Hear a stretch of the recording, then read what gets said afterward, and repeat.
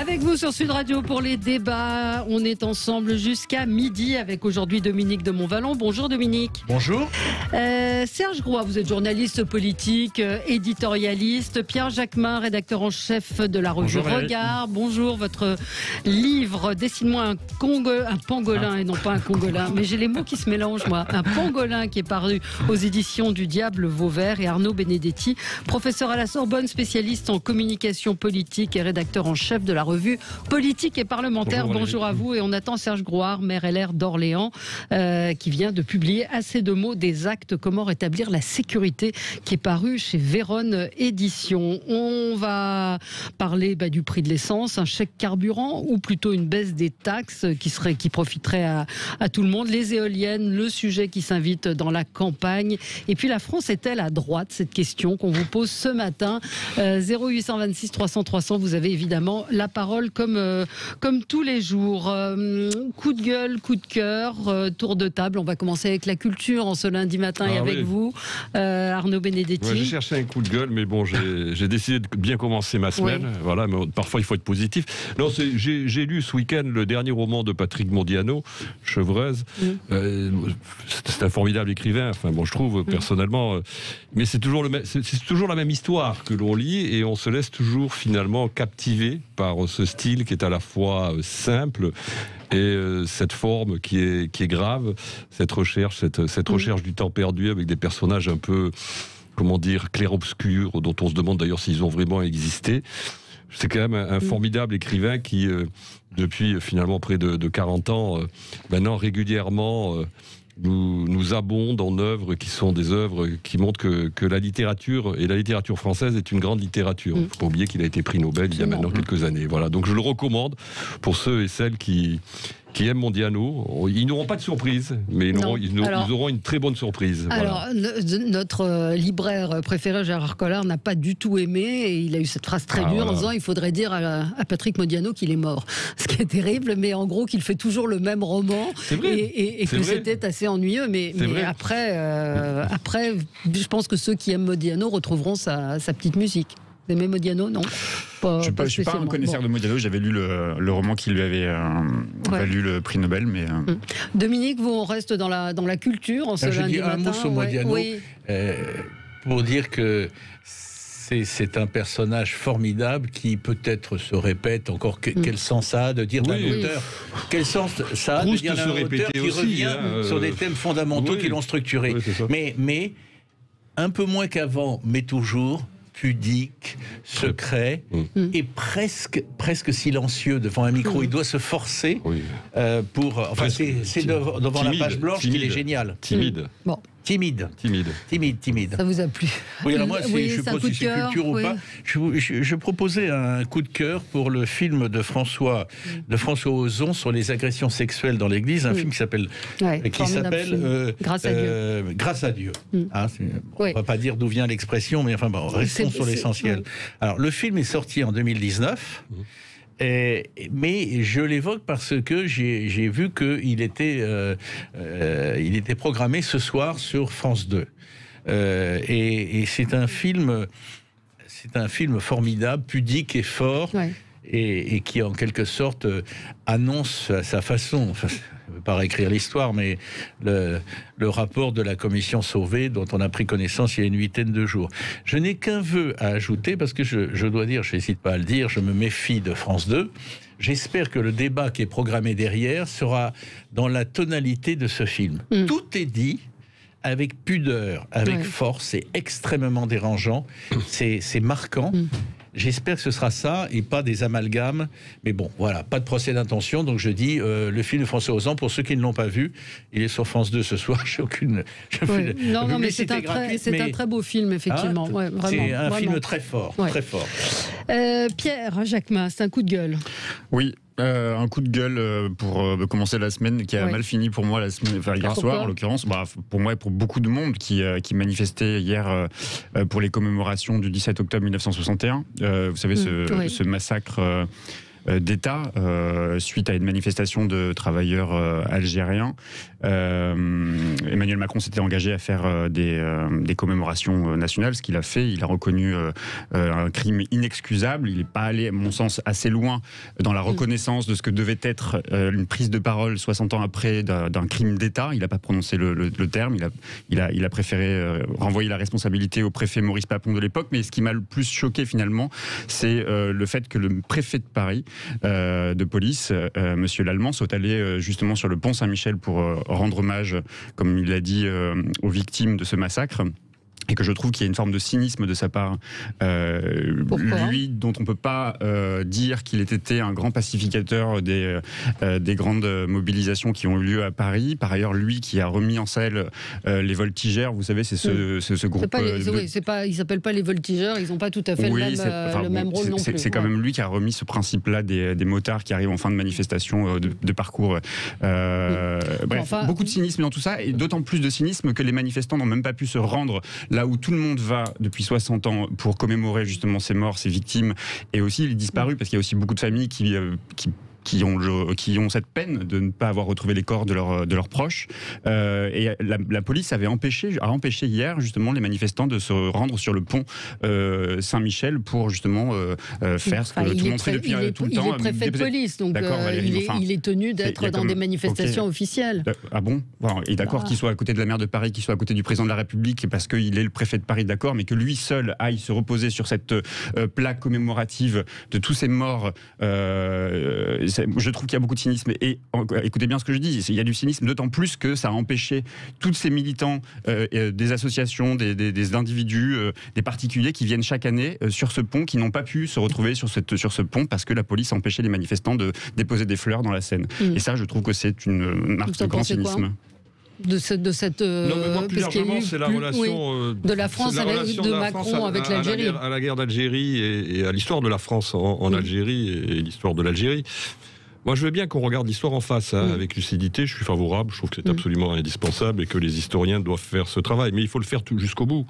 C'est-à-dire que moi, je suis frappé quand même dans l'entreprise mémorielle d'Emmanuel Macron, depuis maintenant quelques années sur ce sujet, c'est qu'il y a quand même un angle mort, un grand absent. Il ne parle jamais des Européens d'Algérie. Il y avait quand même 1 million d'Européens en Algérie, il faut s'en souvenir, en 1962, qui sont partis dans des conditions qui étaient quand même des conditions particulièrement difficiles et douloureuses. Il y a eu des massacres, il faut le dire aussi, il y a eu des massacres à Oran, le 5 juillet 1962, d'Européens. Il y a eu des disparus civils. Il y a 2500, on ne connaît pas les chiffres exacts, de disparus civils durant cette guerre. Si on fait ce travail d'histoire, il faut le faire jusqu'au bout. Et c'est comme ça qu'on arrivera à apaiser les mémoires. Moi, je trouve que pour l'instant, on est quand même dans un travail qui est très hémiplégique, en l'occurrence, même si les événements sont d'une complexité absolue. Mais il faut aller vraiment jusqu'au bout. Et je crains que pour l'instant, on n'aille pas jusqu'au bout de cette histoire. Allez, on va marquer une pause et on se retrouve. Vous pourrez réagir, Dominique, si vous voulez, sur le sujet. Dans un instant, après le journal sur Sud Radio, il est bientôt 11h. Les débats sur Sud Radio avec vous. On commente l'actualité avec Pierre Jacquemin, rédacteur en chef de la revue Regard et coordinateur du livre Dessine-moi un pangolin qui est paru aux éditions Diable Vauvert. Arnaud Benedetti, professeur à la Sorbonne, spécialiste en communication politique, rédacteur en chef de la revue Politique et Parlementaire, et Serge Grouard, maire LR d'Orléans. Et vous venez tout juste de publier Assez de mots, des actes, comment rétablir la sécurité aux éditions Vérone. Bonjour à vous, monsieur le maire. Merci d'être avec nous. On va parler des éoliennes. C'est un sujet qui vous intéresse, qui vous mobilise. Ce matin, le Parisien consacre sa une à ce sujet puisqu'il devient l'un des sujets de la campagne. Le prix de l'essence, chèque carburant ou baisse des taxes. Et puis la France est-elle à droite ? On vous pose cette question à l'aune des derniers sondages 0826 300 300. Alors on a pratiquement conclu notre tour de table des coups de cœur et des coups de gueule. Et Serge Grouard, vous, c'est un coup de cœur. Oh, c'est un coup de cœur, non, on a reçu là récemment des chiffres dramatiques du nombre de feux de forêt cet été dans le monde. Et j'ai été assez abasourdi quand j'ai vu le chiffre du nombre de feux qui ont été relevés au mois d'août. Je vous le livre, je n'y ai pas cru au départ. 187 114 feux de forêt pour le seul été passé. Comment dire, on le voit par satellite, hein, donc on détecte ces feux par des satellites, donc il n'y a pas de contestation possible, et je trouve que c'est assez effrayant. C'est 50 000 de plus que l'année précédente. Ouais. Et donc voilà, vous vous souvenez que Jacques Chirac disait notre maison brûle et nous regardons ailleurs. Eh bien maintenant on ne peut plus regarder ailleurs. Parce qu'on est dans une situation qui est totalement catastrophique, et ces feux on les voit partout, y compris au nord, on les voit en Sibérie, ce qui est juste hallucinant. Alors bien sûr c'est le fait de la bêtise humaine souvent, hein. On laisse son mégot et puis voilà, ça prend feu, mais c'est aussi, je le pense, le fait du dérèglement climatique, parfois du manque d'eau, d'une végétation qui est de plus en plus sèche en été, et donc avec un enjeu majeur qui est d'arriver enfin à réduire nos gaz à effet de serre qui sont une des sources importantes de ce dérèglement climatique. Donc c'est une politique de l'énergie décarbonée que nous devrions mener, mais que malheureusement pour l'instant on ne fait pas. J'avais participé il y a plusieurs années maintenant, c'était en 2008-2010 au Grenelle de l'environnement quand j'étais député. On avait lancé un certain nombre de choses depuis 10 ans. On n'a pratiquement rien fait et ça me fait râler parce qu'on a tous les atouts pour réussir une grande politique de l'énergie comme on a fait le nucléaire dans les années 60. On a tout, on a les ingénieurs, on a les techniciens, on a les entreprises et on ne fait quasiment rien. Et on va y venir peut-être sur votre sujet après. Sur les éoliennes, oui. Oui, sur les éoliennes et le prix de l'énergie. Parce que le prix de l'énergie va continuer à augmenter et c'est mécanique et on a tout pour le faire, on ne le fait pas, donc ça me fait râler. Eh ben, écoutez, on entend ce coup de gueule et effectivement, on va évoquer ce sujet de l'énergie dans un instant. Moi, j'avais un coup de gueule. Alors, c'était ce week-end. Alexis Corbière était invité, donc le député élu insoumis, était invité sur la chaîne LCP. Je vous rappelle qu'on était le 16 octobre, jour des commémorations liées à l'assassinat de Samuel Paty. Écoutez ce qu'il disait. Moi, j'ai 53 ans. Je veux dire, mais à mon époque, Charlie Hebdo était un journal qui était réservé, si je puis dire, aux adultes. Est-ce qu'on pourrait discuter sans pour autant, comment dirais-je, est-ce qu'il y a des dessins aussi là-dedans qui ne sont pas faits pour des adolescents? Je veux dire, c'est pas pour autant que que j'empêche la critique des religions, mais un outil pédagogique aussi doit être adapté à un enfant. Vous ne parlez pas de certaines choses à un enfant de 10 ans, comme à un collégien, comme un lycéen. J'évoquais l'autre jour sur une autre émission la question de la sexualité, par exemple. L'homophobie se porte bien parfois dans la jeunesse. Quand vous discutez de textes classiques, de littérature, que vous racontez des histoires d'amour entre Verlaine et Rimbaud, ça peut choquer des jeunes gens. Eh bien, le métier de l'enseignant n'est pas de choquer en permanence les élèves, mais de le faire progresser.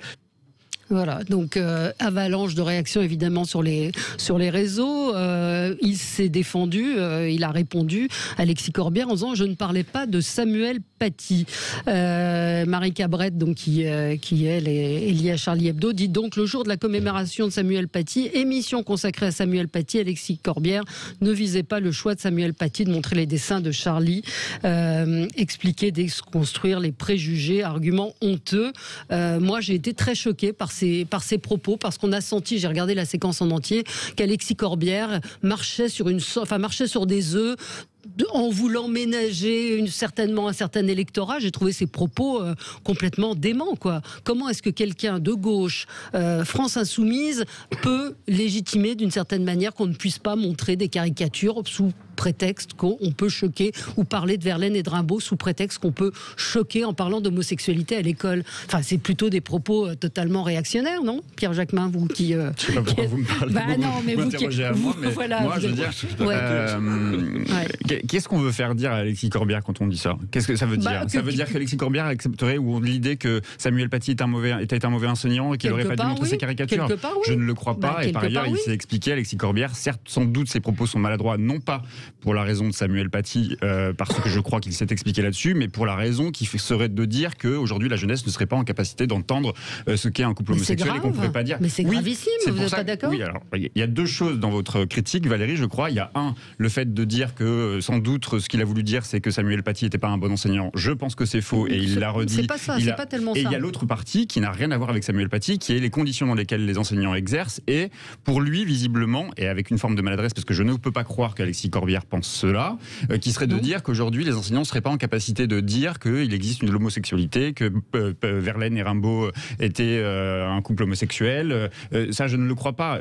Qu'il ait voulu évoquer l'idée que les profs étaient peut-être pas outillés, n'avaient pas suffisamment les éléments, les formations suffisantes pour aborder des sujets qui sont des sujets sensibles, sans doute. Mais ça, c'est l'ensemble des enseignants qui le disent. Aujourd'hui, ils ne sont pas forcément armés, outillés à parler des sujets de société, des sujets sociaux. C'est pas ce qu'il a dit. Il l'a pas expliqué comme ça du tout. Pour connaître un peu le personnage et ses idées, et ses convictions, je ne crois pas que ce soit ce qu'on veuille lui faire dire aujourd'hui. Il s'expliquait en disant je parlais pas de Samuel Paty. Enfin, je suis désolé, quand vous êtes invité dans une émission de télévision le jour de la commémoration. C'est une longue émission où on parle du rôle de l'enseignant, et je crois que d'ailleurs le titre c'était peut-on être encore. Est-ce que c'est vraiment facile d'être prof aujourd'hui? Je crois que ça ne l'est pas. Non, ça ne l'est pas. Mais enfin, quelque part, il légitime le fait qu'on puisse hésiter, s'auto-censurer à ne pas montrer ou essayer, parce qu'on rappelle que c'était quand même dans un cours sur à la fois la liberté d'expression et d'instruction civique. Dominique, vous comprenez ou pas? Je me permets de dire, comme je suis assis à côté de lui, que je trouve Pierre Jacquemin, comment dirais-je, courageux de monter en ligne pour défendre des propos au minimum maladroits, mais je viens justement sur le concept de maladresse. Je n'ai pas défendu le propos, je pense qu'il y a mépris non, mais vous sur avez la longuement, Pierre, vous avez longuement évoqué. Mais je ne crois pas avoir défendu le propos. Bon, d'accord. Mais en tout cas, vous avez longuement, à plusieurs reprises, les auditeurs l'ont entendu, moi y compris, parler de maladresse, etc. Ce n'est pas le registre habituel d'Alexis Corbière. D'Alexis Corbière de tenir des propos maladroits parce qu'il ne saurait pas comment se comporter, trouver exactement ses mots face à un micro, etc. Moi, je dirais que je ne suis pas choqué parce que je ne suis pas surpris.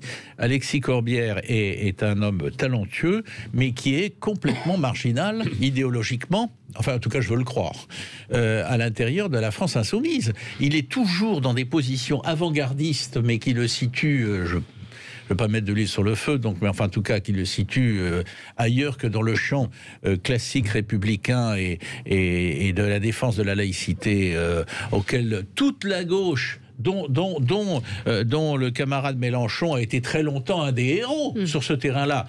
Bon, ils ont, à des degrés variables, ils ont pris des distances, voire tourné Kazakh, et dans le cas d'Alexis Corbière, c'est impressionnant de mois en mois. Alors, je ne suis pas tout à fait d'accord avec Dominique. Je trouve que Corbière est de ceux qui, justement, plutôt, au sein de la France insoumise, a toujours tenu me semble-t-il, une ligne qui est assez claire sur ces questions-là.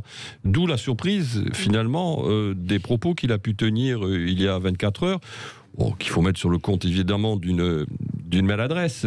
Comment pouvez-vous parler de maladresse? C'est un oui mais. C'est une fois de plus un oui mais. Le problème, c'est que il n'est pas revenu sur ses propos.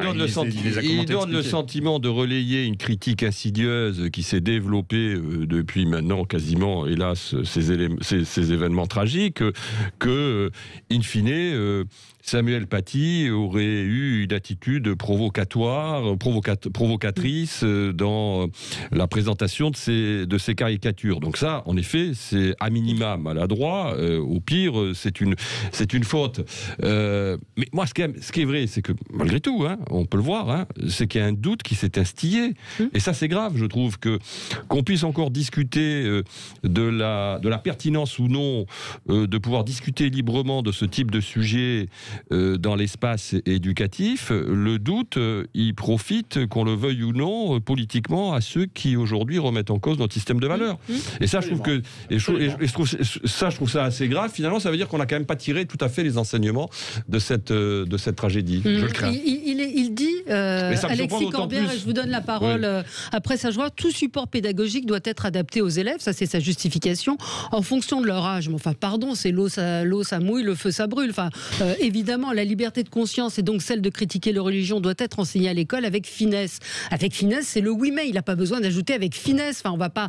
Les enseignants sont pas idiots. Ils vont pas arriver en disant l'islam c'est mal, le judaïsme c'est mal. En deux mots, parce qu'on va laisser la parole évidemment à Monsieur le Maire. Mais il est prof. Il a été prof pendant 25 ans, Alexis Corbière, il voit bien la difficulté que les profs peuvent avoir justement à faire passer des idées, à expliquer des phénomènes, à expliquer des évolutions sociétales, à expliquer ce qu'est l'homosexualité, à expliquer ce que sont des caricatures, ce qu'est la critique de la religion. Et parfois, les profs sont désarmés, sont démunis pour faire face à des questions qui sont des questions d'élèves. Donc, je veux croire en tout cas que c'est ça que veut dire Alexis Corbière. Oui, je crois qu'on a toujours rien compris parce que, en tout cas, je parle de l'islamisme et des attentats islamiques. Hein. On est toujours dans une sorte de relativisation, comme si l'on se demandait tout au fond si nous n'avions pas, nous, en tant que société organisée, une petite part de responsabilité dans ces événements. Je crois qu'on n'a rien compris parce qu'on ne mesure pas l'ampleur de ce qui se passe depuis quelques décennies maintenant. Là aussi, je vais me permettre de donner un chiffre de par le monde pour sortir des débats purement franco-français. Il y a eu, depuis 1979, donc sur une quarantaine d'années, plus de 80 000 attentats islamiques dans le monde. Ce n'est pas en France, c'est dans le monde. Donc la France est visée comme beaucoup d'autres, mais les débats franco-français sont toujours dans une sorte de logique au fond qui va arriver à la compréhension, voire parfois même, rarement, j'en conviens, mais parfois l'excuse, ou en tout cas la culpabilité. La culpabilité, mais ça n'a rien à voir. Il y a une guerre qui est menée contre nous et contre beaucoup de pays dans le monde. Les premiers pays qui sont victimes de ces attentats sont des pays musulmans, premièrement. Et le premier pays qui est victime en Europe, c'est la France. Voilà, ça, ce sont des faits qui sont avérés.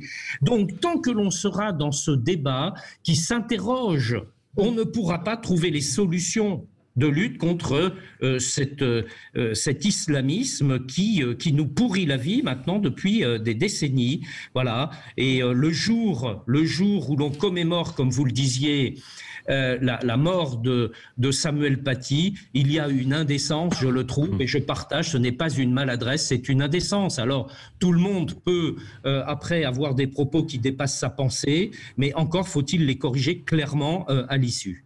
Allez, on va marquer une pause, petite pause très rapide, et on va revenir avec nos débats, en particulier sur cette France très à droite, en tout cas dans les sondages. À tout de suite. Les débats avec vous sur Sud Radio. La France est-elle à droite? On est à 6 mois de l'élection présidentielle. À noter tout de même que, je n'ai pas souvenir, vous, Dominique, qui avait un petit peu plus de mémoire que moi. J'ai plus de bouteilles. Plus de mémoire. Beaucoup. De mémoire aussi, d'accord. Est-ce que les campagnes commençaient aussitôt, ou est-ce que Éric Zemmour a donné d'une certaine manière le coup d'envoi? Non, je ne suis pas d'accord. Non, mais justement, je vous pose la question. Les campagnes, elles commençaient beaucoup plus tôt. D'une certaine manière, avec l'épidémie, je trouve que ça s'est mis en route laborieusement. On est à 6 mois et les cartes ne sont pas vraiment tombées sur la table. Mais non, je croyais que vous ayez... Pardonnez, je ne veux pas vous répondre à une question que vous n'avez pas posée, mais je n'ai pas le souvenir, et je pense avoir de la mémoire, d'une campagne aussi surréaliste que celle auquel on assiste. À laquelle on assiste.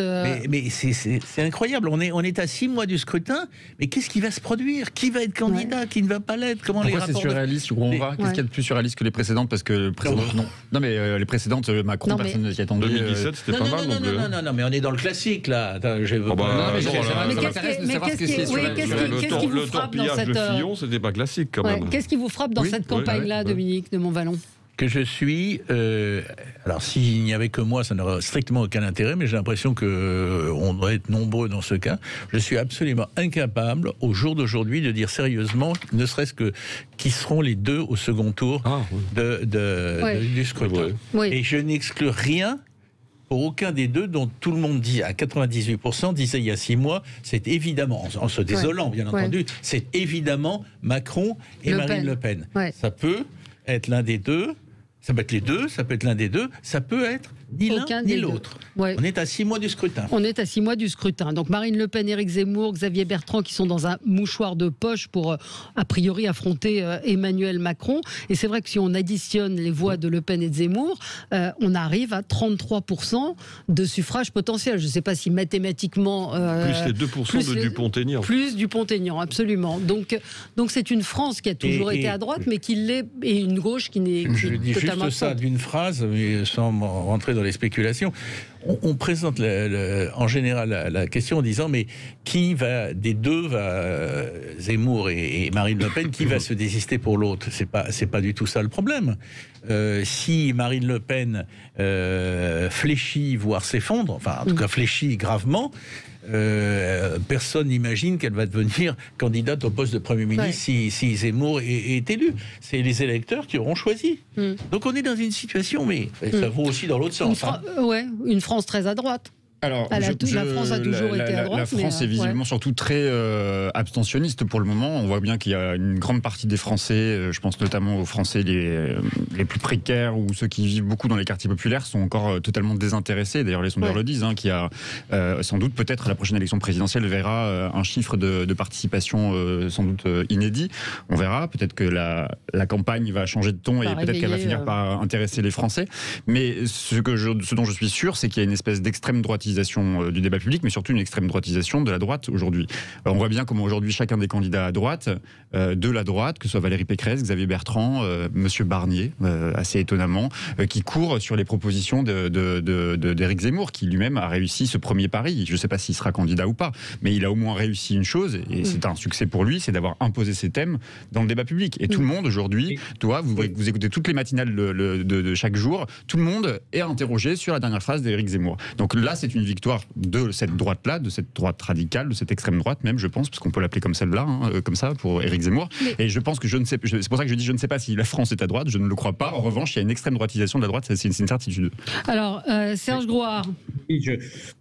Une fois de plus, je crois qu'on ne veut pas voir la réalité. C'est pas la droite qui vient prendre le train Zemmour. C'est pas de ça dont il s'agit. C'est qu'il y a une réalité qui est un déficit, une volonté pour les Français de retrouver de l'autorité et un déficit dans la capacité de l'État, notamment régalien, à faire respecter tout simplement un certain nombre de règles de base. Donc les Français en ont ras-le-bol. Les Français en ont ras-le-bol pour une bonne partie d'entre eux. Ils le disent. Alors effectivement, ça peut se traduire par de l'abstention et ça se traduit par une droitisation. Mais c'est pas le débat politique qui droitise, c'est la réalité de ce qui est vécu au quotidien. On parlait des attentats tout à l'heure. On a une insécurité qui est là et qui est chronique. On a une sorte de constat d'impuissance de l'État en permanence. Voilà, pourquoi c'est évident. Et par rapport à cela, il y a une demande très forte. La gauche ne répond pas à cette demande, alors que dans le passé, et parfois plus lointain, la gauche a pu avoir une tradition aussi d'autorité. Mais aujourd'hui, elle ne le manifeste pas. C'est logique qu'elle plonge dans les intentions de vote. Et puis effectivement, on voit arriver Monsieur Zemmour qui parle des sujets dont les Français ont envie qu'on parle. Et dont vous parlez dans votre livre, Assez de mots, des actes, comment rétablir la sécurité. Je vous conseille également la lecture du livre d'Éric Revel, Fenêtre de tir, le grand retour de l'ordre. Il évoque effectivement ces sujets. Donc ce sont des sujets qui aujourd'hui parle certainement à un certain nombre de Français et d'électeurs. Non, mais la droitisation, de toute façon, elle a commencé il y a déjà fort longtemps. Les thématiques qu'impose Zemmour, c'est les thématiques que Jean-Marie Le Pen aussi était parvenu à imposer à partir des années 80. On l'a un peu oublié, mais c'est une réalité. Non, ce qui est très frappant, en effet, c'est ce chiffre que vous avez cité, cette agrégation, si on fait l'arithmétique. Mais enfin, attention, il faut se méfier, parce que l'arithmétique, c'est pas forcément la dynamique électorale. Mais enfin, ça veut dire quand même qu'il y a un courant d'idées assez proche qui aujourd'hui, en fonction des instituts de sondage, est entre 30 et 35%, ce qui est quand même considérable, en effet. Par contre, c'est le score de la gauche qu'il faut regarder de près. Quand on regarde le score de la gauche, et là aussi, si on fait une addition, on se retrouve avec une gauche qui se retrouve entre 25 et 27%. Pour retrouver des niveaux de ce type, il faut en revenir quasiment à l'élection de 1969, c'est-à-dire celle de Gaston Defferre et du Parti communiste. Duclos faisait 21, et je crois, de fer faisait 5%. Oui, même pas 5%. Donc, c'est dire quand même que, en tout cas, une partie de la gauche a décroché dans l'opinion publique. Alors, en effet, vous avez raison, les abstentionnistes, c'est un vrai sujet. Et d'ailleurs, moi, ce que je constate, c'est qu'hier, fort habilement, Jean-Luc Mélenchon a lancé un appel aux abstentionnistes parce qu'ils se rendent compte que finalement, il a vraisemblablement peut-être peu de réserve à gauche aujourd'hui et que c'est du côté des abstentionnistes qu'il va aller, il va aller chercher les électrices et les électeurs avec les dents, comme disait l'autre. Donc, il y aura une vraie bataille. Mais la vraie bataille, en fait, à venir, c'est le retour des classes populaires dans les bureaux de vote. Et cette bataille, elle concerne l'ensemble des forces politiques, tant à droite qu'à gauche. Mais force est quand même de constater que jusqu'à présent, ceux qui parlent le plus aux classes populaires, c'est quand même les offres politiques qui sont à droite, et notamment celle de Marine Le Pen et celle d'Éric Zemmour. Un auditeur nous dit le pouvoir d'achat passe bien avant et ça n'a pas l'air de vous intéresser. Oui, mais elle est où la gauche? Non, mais je suis d'accord avec ce que vient de dire cet auditeur, parce que Serge Gouard semblait dire que les Français voulaient qu'on leur parle de grands remplacements, enfin de toutes les thèses que Éric Zemmour est en train de nous imposer dans le débat. Enfin, c'était pas exactement la phrase, mais c'était en gros quand même. En gros, ils disent que les Français ont envie d'entendre. Je crois que c'est ce que Serge Gouard a prédit. Mais je ne crois pas. Je vais pas vous sortir les sondages. Serge, on vous entend pas. Vous répondrez après. Je vais pas ressortir les sondages, mais quand même, je pense qu'on sort d'une crise monumentale. On va arriver vers une crise sans doute encore plus importante sur le terrain social, sur le terrain économique, sur le terrain psychologique aussi des Français. Et que je ne crois pas que la préoccupation principale des Français, ce soit la question du grand remplacement, de l'immigration, de sécurité. C'est une thématique qui sera une thématique importante. Comment expliquez le succès d'Éric Zemmour? Non, mais d'abord, il faudra attendre de savoir ce qu'il a proposé par ailleurs, parce que pour l'instant, il n'est pas candidat. Mais je ne sais pas ce qu'il a proposé. Vous savez, Valérie, quand Éric Zemmour, on l'entendra de plateau en plateau redire ce qu'il a déjà dit plein de fois, que quand on lui pose la question de l'écologie, du danger climatique, et qu'il répond c'est pas mon sujet c'est la question de l'islam et la question de l'immigration, les Français vont finir par se rendre compte que ce monsieur a un petit problème et qu'il n'est pas là pour régler le problème des gens, qu'il est là pour cliver les gens. Donc je pense que oui, vous avez raison Valérie, la gauche n'est pas à la hauteur du rendez-vous, parce que les sujets sociaux sont la préoccupation des Français, la question du pouvoir d'achat, la question de l'école, la question de l'éducation, la question de la santé évidemment, et la question climatique. Donc je pense que la gauche n'est pas à la hauteur parce qu'elle n'arrive pas à se renouveler, elle n'arrive pas à se rassembler, elle est trop divisée, ils ont trop mis en scène leurs différences pour qu'aujourd'hui ils soient en capacité de faire une offre crédible aujourd'hui aux Français. Donc oui, il y a une responsabilité. Mais de là à dire que les sujets principaux c'est la question migratoire ou c'est la question de l'insécurité, je ne le crois pas. Et je pense que les Français sont tout à fait en demande justement de propositions nouvelles sur les questions de travail. Vous voyez le débat qui s'ouvre sur la question du temps de travail par exemple, c'est un débat intéressant qui va intéresser les Français. On va y revenir et vous pourrez réagir et vous pouvez évidemment nous appeler 0826 300 300. On est ensemble sur Sud Radio jusqu'à midi. Avec vous sur Sud Radio, nous évoquons la droitisation de la France, de ce discours qui semble toucher en tout cas un certain nombre de Français, celui d'Éric Zemmour en particulier. Et il faut bien voir que les autres politiques s'alignent sur ces sujets. Et peut-être qu'Éric Zemmour a amené une autre forme de discours, une autre forme de parole, plus cash, plus directe, où il dit les choses et que le robinet d'eau tiède, comme le dit un auditeur de la gauche, aujourd'hui n'impacte plus. Dominique, vous vouliez réagir à ce que nous disions sur avant votre question de fond, si je puis dire. Est-ce que la France fait est le succès d'Éric Zemmour? Je serais bien incapable en 2 phrases et même en plus de phrases d'y répondre complètement. Je voudrais simplement dire que 2 choses. La première, c'est l'indigence absolue de ceux qui occupaient jusqu'ici la scène politique. Le PS, en réflexion idéologique et politique, c'est absolument nul, c'est consternant. Qui aurait pu imaginer que le PS, même en crise, en soit au stade où il en est aujourd'hui? C'est à 5% pour Anne Hidalgo en ce moment. Ouais, je voudrais pas mettre mal à l'aise Serge Gouard qui est proche des LR, mais les LR sans mettre exactement à signe égal. Franchement, c'est bien. Aujourd'hui, on est en train de savoir qui va être choisi. Il faut attendre le 4 décembre, etc. On aimerait savoir, beaucoup de Français dont je suis, aimeraient savoir ce qu'ils vont proposer. D'autant plus qu'ils sont eux-mêmes divisés. On le sait, c'est pas scandaleux, mais il n'y a pas de fédérateur aujourd'hui des sensibilités diverses et contradictoires. Ça, c'est une chose. Donc l'indigence de la concurrence, enfin de la concurrence démocratique, explique en partie le succès d'Éric Zemmour. Et je voudrais ajouter juste une deuxième chose, c'est que même si, pour mettre les points sur les i, je ne partage pas du tout l'esquisse de solution que suggère Éric Zemmour, il n'en reste pas moins qu'il a fait surgir des dossiers dont on s'étonne qu'on ne puisse pas en parler entre républicains, entre démocrates, entre tous ceux qui concourent à la vie publique. C'est quoi ces dossiers, Dominique ? Ces dossiers, il y en a deux principalement, il faudrait les détailler plus longuement. C'est le dossier de l'immigration. Vous n'avez pas l'impression qu'on en parle depuis... Non, pas du tout. Je vous dis, pas du tout. C'est-à-dire, on en parle vaguement de façon récurrente et tout. Et c'est pas facile. Les simplismes d'Éric Zemmour, je ne les partage pas. J'insiste pas davantage, le problème, c'est pas mon point de vue par rapport à Éric Zemmour. Ça, oui. Et deuxièmement, il n'est pas le premier, mais il l'a dit avec une particularité, la nécessité de l'autorité. Et dans la vie quotidienne de beaucoup de Français, au-delà des problèmes de justice, de est-ce que les gens sont jugés trop sévèrement ou pas, il y a des incivilités récurrentes, additionnées, qui provoquent un climat et quelquefois aux yeux de beaucoup de Français non sanctionnés, qui provoque un climat sur lequel, si je puis dire, surfe Éric Zemmour. Mais il est difficile, en l'état de la campagne, lorsqu'il a surgi, de dire que quelqu'un évoquait ces deux sujets avec force. Il y a d'autres façons que celle d'Éric Zemmour d'y répondre. Ouais. Mais l'immigration et l'immigration et l'autorité de l'État, c'est très important. J'ajoute, pour que les choses soient très claires, que naturellement, la vie publique, parce qu'on nous oppose le portefeuille, l'augmentation du prix de l'essence. Bien entendu, tout ne se réduit pas à ça. Mais il y a le sentiment, chez beaucoup de Français, de dire, mais pourquoi on n'en parlait pas ? Pourquoi c'était caché, etc.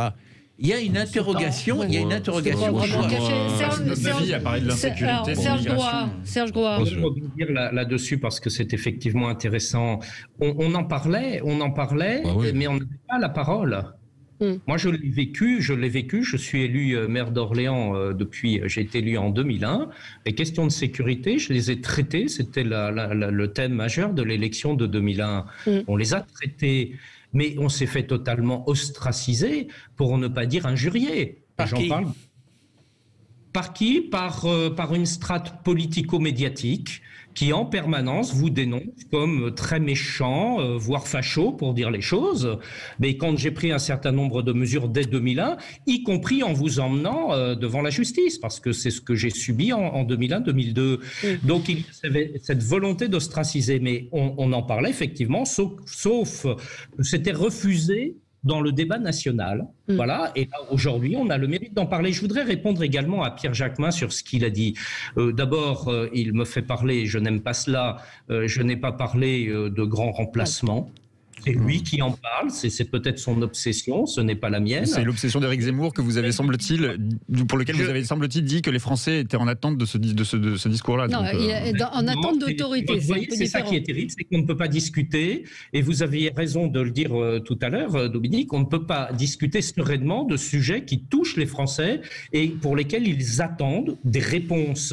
Et à force d'ostraciser le débat, on ne peut jamais venir sur les solutions qui peuvent être proposées raisonnablement mais fermement. Mais je voudrais dire là où vous avez raison, Pierre Jacquemin, vous avez parlé des questions d'environnement, d'énergie, ce sont des questions fondamentales, on a parlé également de santé, de pouvoir d'achat, mais ce que je vous reproche, c'est d'exclure les sujets.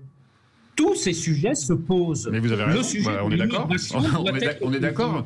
On est totalement d'accord, sauf que vous avez quand même vous n'avez pas le sentiment. Attendez, laissez-le terminer. Si je peux terminer. Oui. Et j'en ai parlé d'ailleurs au début de cette émission sur les drames des incendies de forêt, la nécessité d'une politique de l'énergie. Je pense que les Français en ont marre de nous entendre n'évoquer que tel ou tel sujet et refuser les autres. Malheureusement, la France, et j'allais dire le monde, sont placés dans une situation où tous les sujets se posent malheureusement en même temps. Mais vous avez raison, Serge Groix, encore une fois, il faut évoquer tous les sujets. Je pense que la gauche n'a pas à rougir quand il s'agit de parler d'immigration. Elle a des propositions à faire et il faut le mettre dans le débat public. Mais vous n'avez pas un peu l'impression, d'ailleurs, c'est la raison pour laquelle vous publiez un livre.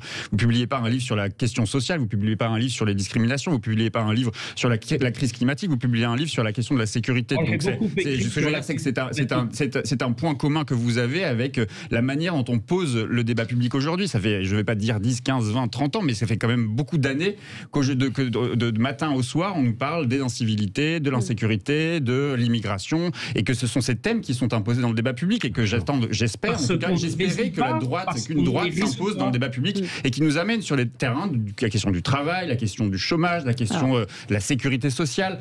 Et ça ne s'impose pas, pardon, mais vous revenez toujours avec cet argument de dire « Ah, vous, la gauche, vous voulez pas parler de sécurité ». Si, pardon, mais parlons aussi d'autres choses. Et ça, c'est pas toujours le cas, et c'est pas que de votre faute, c'est aussi la faute des journalistes. Vous me donnerez acte que je n'arrête pas de parler des questions climatiques, ça fait 20 ans et même plus. C'est vrai que vous êtes très engagé sur la question. C'est vrai. Et que j'alerte. Un auditeur nous dit de toute manière, droite, extrême droite et facho ont tellement été utilisés par la gauche et les bien-pensants qu'ils sont devenus attrayants. Retour de flamme. Oui, ça c'est vrai. Enfin, c'est quand même François Mitterrand qui a contribué à fabriquer le phénomène Le Pen dans les années 80. Il faut jamais l'oublier. Non, mais moi, ce qui me frappe, c'est que, en fait, quand même, les questions d'immigration, encore une fois, les questions de sécurité, les questions d'autorité, pour ceux qui ont un peu de mémoire, elles sont traitées, disons, dans le débat politique et dans le débat public depuis des décennies, en l'occurrence. Mais le succès de Zemmour, il est dû, à mon sens, à deux choses. La première chose, c'est que sur le plan tactique, Marine Le Pen a laissé à découvert un espace politique qui était le sien, c'est-à-dire des fondamentaux du Front National, et elle a voulu se dédiaboliser, donc elle s'est affadie vis-à-vis, aux yeux d'une partie de son électorat, qui se retrouve dans les positions très clivantes d'Éric Zemmour. Mais le paradoxe, c'est que Zemmour, quand on regarde les études d'opinion, c'est que aussi clivant apparaît-il, aussi radical apparaît-il par rapport à Marine Le Pen, il a une assise politique qui semblerait plus large. Ouais. C'est-à-dire que c'est le deuxième point qui, à mon avis, fait peut-être le succès, pour l'instant en tout cas, parce qu'il faut être prudent, de l'offre d'Éric Zemmour, c'est qu'il arrive à prendre une partie de l'électorat républicain. Donc il essaye de faire cette alliance qu'il prône entre, disons, la droite classique, la droite républicaine, l'ex-RPR, pour reprendre sa formule, et le Rassemblement national. Et donc la force aujourd'hui d'Éric Zemmour, c'est en tout cas d'essayer de creuser ce sillon. Et pour l'instant, aux yeux encore une fois d'études d'opinion dont il faut quand même les prendre avec les plus extrêmes réserves encore aujourd'hui, pour l'instant ça marche. Ça marche médiatiquement en tout cas. Dominique, vous voulez dire un mot, oui. Pierre Jacquemin, on va passer, sur la gauche, face à ces dossiers, je ne ramène pas tout à ça, sécurité, immigration, c'est bien dommage que la gauche ait fait en sorte que les voix de Jean-Pierre Chevènement et de Manuel Valls, qui étaient déjà critiqués en son sein à leur époque, aient été aujourd'hui marginalisés ou qu'ils aient été invités à se taire. En ce qui concerne Zemmour, il est en train, de façon prématurée, de tenter à son profit de mettre en œuvre la stratégie qu'avait prévu de conduire Marion Maréchal en 2027. Voilà. De ce qu'elle appelle dans le vocabulaire de ce milieu-là, l'union des droites, c'est-à-dire de rassembler. Voilà, Alors il se trouve en situation qui l'amène aujourd'hui, il sera probablement battu, mais s'il va jusqu'au bout, mais il se trouve en situation de faire un galop d'essai au profit de cette stratégie qui peut le mener assez loin, mais probablement pas, je le pense, à la victoire, mais qui était la stratégie de Marion Maréchal, qui s'étonnera que Marion Maréchal et ses lieutenants soient en appui d'Éric Zemmour aujourd'hui. On peut même soulever une hypothèse qui va dans l'autre sens, qui va plus loin et qui consisterait à dire que ce fameux phénomène Zemmour fait partie de la stratégie de Marion Maréchal-Le Pen pour 2027. Oui, sauf qu'elle n'avait pas totalement prévu. Mais que les auditeurs soient un peu informés. Je pense que cette hypothèse est une hypothèse tout à fait crédible. Oui. C'est-à-dire que Éric Zemmour est là pour faire perdre Marine Le Pen, qu'elle soit totalement battue et peut-être n'aille pas au second tour, et qu'on considère qu'elle n'est plus la représentante de l'extrême droite, et que donc arrivera derrière sans doute une nouvelle génération de Le Pen qui sera Marion Maréchal-Le Pen, qui sera soutenue par un Éric Zemmour. Ils sont très... Comment elle a retiré Le Pen de son nom, c'est vrai, mais bon, ça restera quand même Marion Maréchal-Le Pen. Et Éric Zemmour et Marion Maréchal sont très proches. Le propos le plus cruel et qui a été politiquement le plus fort d'Éric Zemmour a été à plusieurs reprises de répéter Marine Le Pen ne peut pas gagner. Or ça a un écho dans cet électorat-là, et c'est un truc de fond, parce que lui, c'est plus... je pense qu'il y a un élément extrêmement important qui a joué, je veux dire, pour Zemmour, conjoncturellement, c'est la défaite du Rassemblement national aux élections régionales, parce que c'est l'idée que... On pensait, au vu des sondages, c'est pour ça qu'il faut être prudent avec les sondages, que le Rassemblement national allait gagner un ou deux exécutifs, ils n'y sont pas parvenus. Donc lui, il surfe sur cette idée que finalement, Marine Le Pen est inéligible ad vitam aeternam, et que donc il est, lui, par contre, capable de pallier à cette insuffisance. Allez, on va se retrouver dans un instant. On va parler de l'essence qui n'arrête pas de flamber, le carburant, mais aussi le fuel. Les Français attendent là aussi des réponses. À tout de suite. Et le prix de l'essence n'en finit pas de grimper. Le gouvernement a annoncé à plusieurs reprises qu'il réfléchissait à la mise en place d'un dispositif pour faire face à la flambée des prix et du carburant. Ce matin, Bruno Le Maire, lui, s'est dit davantage favorable à la création d'un chèque carburant. C'est sur le principe du chèque énergie, plus qu'à une baisse des taxes sur le gazole et l'essence. Il estime que la baisse de taxes est injuste parce qu'elle ne ciblerait pas les ménages qui en ont le plus besoin et que ça coûterait très cher. C'est effectivement de savoir la question qui pourrait toucher ce chèque énergie, qu'il soit assez large pour aussi toucher les classes moyennes qui ne soient pas, qui sont aussi frappées de plein fouet. Donc baisse des taxes quand on voit que en fait 36 centimes c'est le coût de l'énergie, c'est le coût de l'essence. Le reste, ce sont des taxes quand on va jusqu'à... Ça n'a probablement pas fini d'augmenter. Non. Alors, il y a deux pistes que j'ai entendues. C'est évidemment les familles les moins favorisées, mais également ceux qui, pour des raisons de travail, ont une utilisation extrêmement élevée de leur voiture. Alors maintenant, derrière, comment vous faites pour avoir des listings avec les deux catégories? C'est exactement ça, c'est extrêmement compliqué à faire et il y aura des éléments assez injustes dans le choix qui sera ou non opéré. Mais ce que je voudrais dire surtout, c'est que le gouvernement et M. Macron dépensent à tout va l'argent qu'ils n'ont pas. Parce que la France est surendettée et là, on va faire une fois de plus d'échecs. Vous avez remarqué que depuis des semaines, tous les jours, il y a une annonce en millions, en milliards parfois d'euros. Donc c'est bien gentil, mais à l'arrivée, ce sont les Français qui vont payer. Ce que je veux dire, c'est qu'on est face à un problème de fond. Oui. En 40 ans, la demande mondiale d'énergie a multiplié par 2 sous l'effet à la fois de la croissance économique des pays asiatiques et sous l'effet de la croissance démographique. Et cela va continuer. Donc la seule solution que nous avons devant nous, c'est de faire cette politique de l'énergie qui permettrait de réduire, voire de supprimer la dépendance que nous avons au pétrole et qui plus est, qui réduirait considérablement nos émissions de gaz à effet de serre. La solution, elle est là et on ne le fait pas depuis des années et des années. Mais ça, c'est sur du long terme. Oui. Là, aujourd'hui, on va voir des... Ça peut se faire tout de suite. Non, Valérie, si je peux me permettre, parce que l'idée, c'est du long terme. Alors, on n'a pas le temps de le faire, donc il faut bien faire autre chose en attendant. C'est ce qu'on dit depuis 20 ans, 30 ans, et on ne fait jamais rien. Vous voyez, moi, sur Orléans, on parlait, vous me disiez, maire d'Orléans, on vient de lancer tout un programme très lourd, Orléans décarboné, c'est-à-dire à l'horizon 2030, avoir réduit nos gaz à effet de serre de 50%. On parle de l'énergie pour les voitures, mais on pourrait parler du chauffage aussi, augmentation des prix du chauffage. Et là, ça rejoint ce que disait l'auditeur tout à l'heure, du pouvoir d'achat. Nous avons le moyen de rétablir une capacité de pouvoir d'achat, mais ça suppose qu'on lance cette politique de l'énergie. J'allais dire enfin, on pourrait le faire depuis 20 ans et on ne le fait pas. Et là, on devient indépendant du pétrole, on réduit nos gaz à effet de serre et on limite la facture pour les gens. De Arnaud. Non, mais sur le fond, je partage ce qui vient d'être dit, sauf que le gouvernement, il est confronté à un problème conjoncturel aujourd'hui.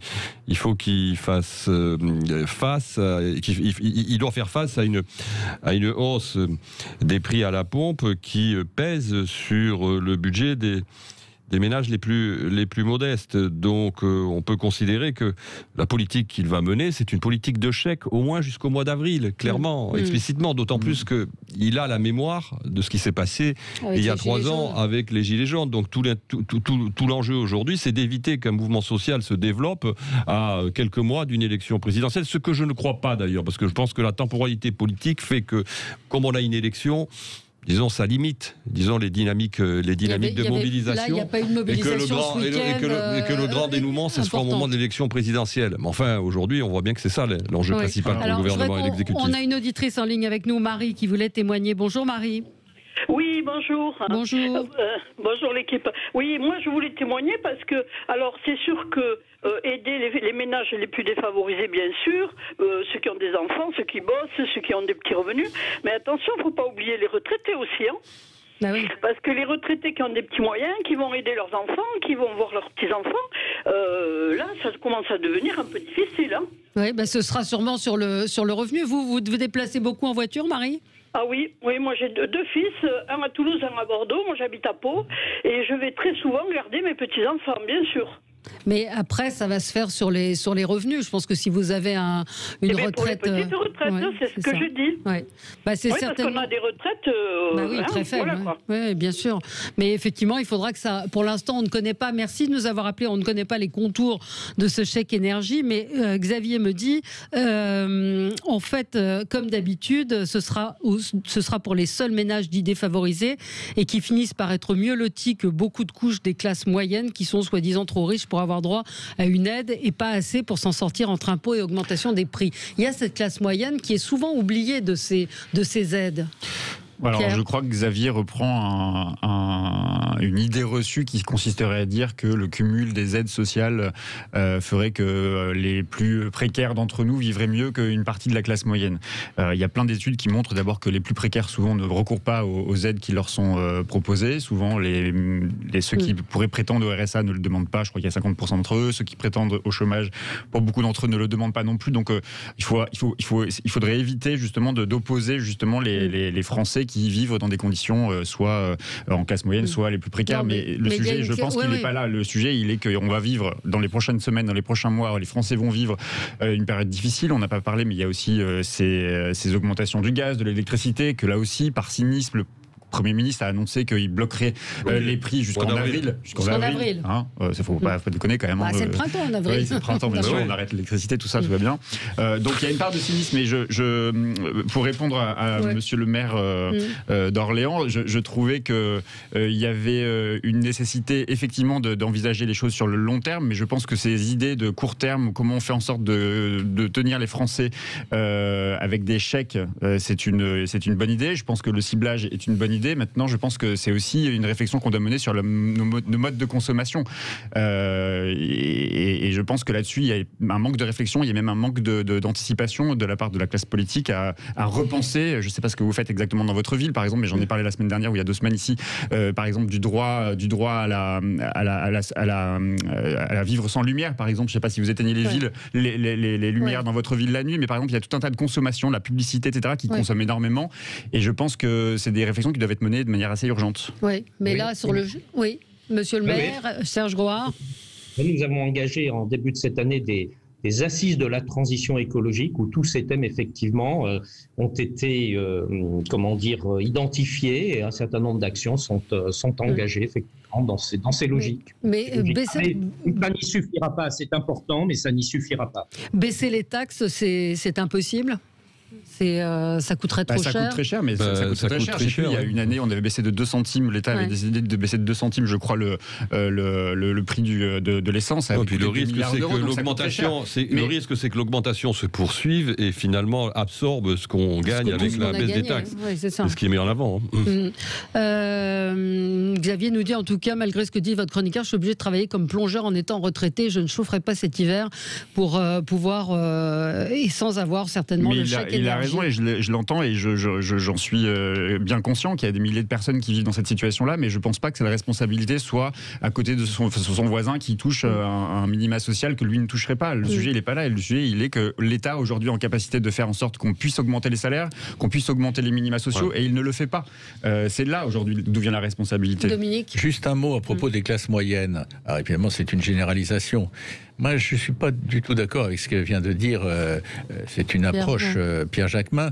Je crois qu'une des clés de tous les sujets, d'autres, mais de tous les sujets dont nous parlons depuis le début de cette émission, c'est le malaise profond et nouveau des classes moyennes. Alors, ça n'enlève pas les classes populaires, ceux qui sont les plus défavorisés, et l'expression est extrêmement faible pour qualifier ça. Il y en a à l'autre bout de l'échelle sociale qui vivent la mondialisation heureuse, bon, tant mieux pour eux. Mais c'est ça qui déstabilise la situation politique aujourd'hui. Les classes moyennes, qui étaient au fond l'archétype de ce que proposait la Ve République, gauche et droite d'une certaine façon sous ces temps confondus, vivent un état de malaise dont elles ne savent pas comment sortir, et ça explique beaucoup des choses qui se passent aujourd'hui. Surtout, elles disparaissent. Oui, ça, le problème, c'est que les classes moyennes disparaissent. Et j'ajoute qu'il y a une paupérisation. Il y a une paupérisation. C'est vrai. J'ajoute juste une chose de notre nature, c'est que ce qui me frappe derrière les mesures, d'ailleurs on ne les connaît pas immédiates, qui vont être prises, c'est la montée d'un débat qui va cliver. C'est le retour en grâce du nucléaire aux yeux d'une partie des forces politiques. Non mais avant il y avait, comme dit l'autre, il y avait le nucléaire honteux, on faisait poursuivre, etc. Et des Français aussi. L'opinion publique est plutôt favorable au nucléaire. Voilà. Mais maintenant, on entend des projets qui c'est un changement de thématique qui est pas sans signification et pas sans conséquence. Merci à tous les quatre. Je rappelle votre livre, Serge Grouard, qui sort aujourd'hui, Assez de mots, des actes, comment rétablir la sécurité chez Véronne Édition, et celui de Pierre Jacquemin qui est toujours en vente, Dessine-moi un pangolin. Merci à vous. Dans un instant, André Berkoff.